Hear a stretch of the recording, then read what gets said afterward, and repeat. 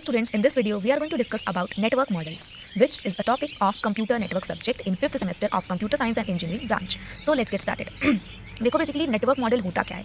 नाम इसके में क्या बता रहा है, इसके नाम में कि हमारा नेटवर्क का मतलब है जिसके थ्रू हम कम्युनिकेशन को परफॉर्म करेंगे, हमारा डेटा ट्रांसफर कैसे होगा, तो जो भी उसका फिर मॉडल निकल के आएगा उसको हम कहते हैं नेटवर्क मॉडल। तो बेसिकली इसको एक स्टैंडर्डाइजेशन के द्वारा प्रपोज किया गया था ISO के द्वारा, है ना, इंटरनेशनल स्टैंडर्ड ऑफ ऑर्गेनाइजेशन के द्वारा। अब देखो इसमें होता क्या है, इसका मेन पर्पस ये होता है, ये दिखाता है कि हमारे सिस्टम के बीच में कैसे कम्युनिकेशन हो रहा है, एक से दूसरे सिस्टम के बीच में बिना चेंजेस को किए हुए किस तरह सिग्नल्स के माध्यम से हमारा कम्युनिकेशन हो रहा है, वही बताता है हमारा नेटवर्क मॉडल। ठीक है, ये एक प्रकार का रूल होता है, बिल्कुल सही बात है। जैसे हम किसी से बात करें फोन से तो वहाँ पे भी तो एक प्रोटोकॉल है, एक पर्सन बोलेगा, दूसरा पर्सन सुनेगा, फिर दूसरा बोलेगा, पहला सुनेगा, तो एक तरीके का यहाँ भी प्रोटोकॉल बिल्ड होता है। ठीक है, जिसकी वजह से हमारा एक कम्युनिकेशन पॉसिबल हो पाता है।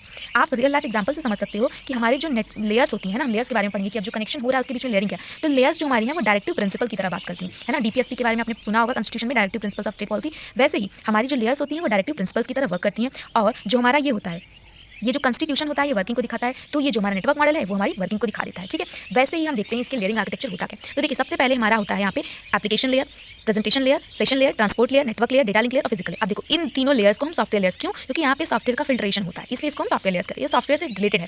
उसके बाद ट्रांसपोर्ट लेयर, देखो कम्युनिकेशन हो क्यों रहा है, क्या करने के लिए, ट्रांसमिट करने के लिए। तो जब OSI हमारा ट्रांसमिट कर रहा है तो वही तो हार्ट होगा ना, तो बेसिकली सबसे इंपॉर्टेंट लेयर जो है वो ट्रांसपोर्ट लेयर है। उसके बाद देखो आता है network layer, data link layer, physical. ये क्या है, हार्डवेयर, मतलब इनके थ्रू हम अपने मैसेज को, अपने कम्युनिकेशन को हार्डवेयर पे देख सकते हैं।